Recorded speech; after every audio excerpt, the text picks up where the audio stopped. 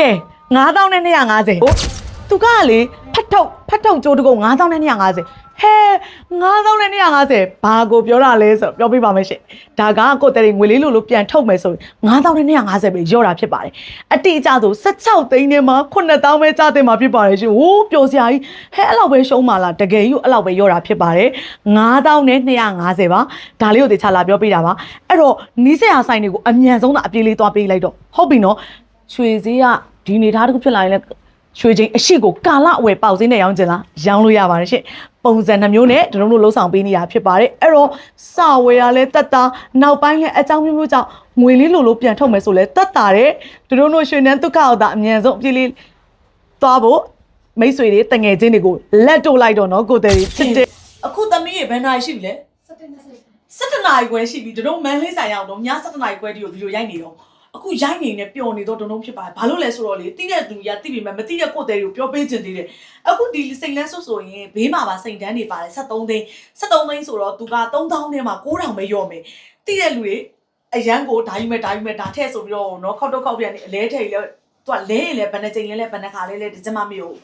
ခုကခောက်ပြန်နေဝယ်တာနော်ကိုတဲ့အဲ့တော့ကဲမသိသေးတဲ့ရွှေမျိုးတွေလည်းသိသေးခြင်းလို့ပါတုံးကဗီဒီယိုရိုက်ရင်းနဲ့ပျော်နေတော့တုံးဖြစ်ပါဘာလို့လဲဆိုတော့လေတုံးတို့ဝတ်နိုင်အောင်လုပ်ပေးနိုင်ခဲ့ပါပြီရှင်ပြောအောင်မယ်15ဘဲအပြည့်လို့ပြောရင်15ဘဲပြည့်ပဲကြိုက်တဲ့နေရာမှာကြိုက်တယ်လို့စစ်ဟုတ်ပြီနော်အခုခေတ်မှာဆိုကိုတဲ့အမျိုးစုံစစ်လို့ရတယ်နှစ်ပြားရည်လို့ပြောရင်နှစ်ပြားရည်ပဲဟဲနှစ်ပြားရည်ဆိုတာဘာကိုပြောတာလဲဆိုပြီးတော့သိချင်နေတဲ့ကိုတဲ့တေးသေးစားတုံးရှင်းပြပေးမယ်နော်12ရွေးဆက်ကိုခေါ်တာသူကရွှေအခောက်ရွှေတစ်ကြက်သားမှာတပဲလေးရွေးထပ်ပေါင်းဆက်ထားတာကိုပြောတာဖြစ်ပါတယ်12ရွေးဆက်ပေါ့နော်တချို့ကလည်းဒင်းကားရည်လို့လည်းခေါ်ပါတယ်ဒါလေးကိုတေချာလာပြောပြရအဲ့တော့တဲတုံးလေးစီမှာဘလို့တက်တာတာလဲဆိုတော့တေချာပြောပြပါမယ်အာယုံစုဆိုင်ပြီးနားထောင်ပေးပါအောင်ရှင်တုံးရဲ့ချစ်သူတွေအဲ့တော့ဘလို့လေးတက်တာလဲဆိုတော့ဒရုန်းတို့ကလက်စွပ်တဝင်းဆိုလဲ2သိန်း3သိန်းပဒိန်လက်ခတက်တာတယ်နဂတ်တရန်ဆိုလဲ2သိန်း3သိန်းတက်တာတယ်ဇွဲကြိုးတုံးဆို3သိန်း5သိန်းဒီဇိုင်းပေါ်မူတည်ပြီးဒီဇိုင်းလိုက်2သိန်း3သိန်းတက်တာတယ်ဒါလေးကိုတစ်ချက်ပြောချင်တာဖြစ်ပါတယ်ရှင်အဲ့တော့စဝယ်ရလည်းတက်တာသွားတယ်ကိုကအကြောင်းမျိုးမျိုးကြောင့်ငွေလေးလိုပြန်ထုတ်မယ်ဆိုရင်လေ10သိန်းမှငွေ3000ပဲရော်တော့မယ်ရှင်အများကြီးမရှုံးတော့ဘူးတဲတို့မူလပထမပေးထားတဲ့ဗဒိန်လက်ခကလည်း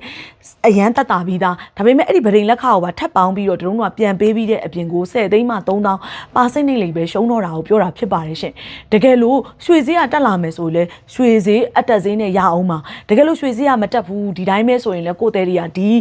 ဘောင်းချပါဈေးပေါ်မှာပဲပါစိတ်နေလိမ့်ပဲရှုံးမှာဖြစ်ပါတယ်ရှင်တကယ်လို့တဲတို့ကဝယ်ထားတဲ့ဈေးမှာရွှေဈေးကမြင့်နေပြီးတော့ကိုပြန်ရောက်တဲ့ခါကျရွှေဈေးကကျသွားရင်လေကျဈေးနဲ့ပြန်မကောက်ဘူးနော်ကျဈေးပေါ်မှာလည်းပါစိတ်နေမနှုတ်ဘူးနော်တဲတို့လောက်ထားတဲ့မူလပထမဈေးတိုင်းပဲအဲ့ဒီဈေးပေါ်မှာပဲတို့ကပါစိတ်နေနှုတ်တာဖြစ်ပါတယ်ရှင်ကျဈေးနဲ့မကောက်ပါဘူးအဲ့ဒါဆိုရင်ကိုတဲတွေအများကြီးကိုအဆင်ပြေတော့ဖြစ်ပါတယ်ရှင်ဒါကိုတို့ကတိတိကျကျ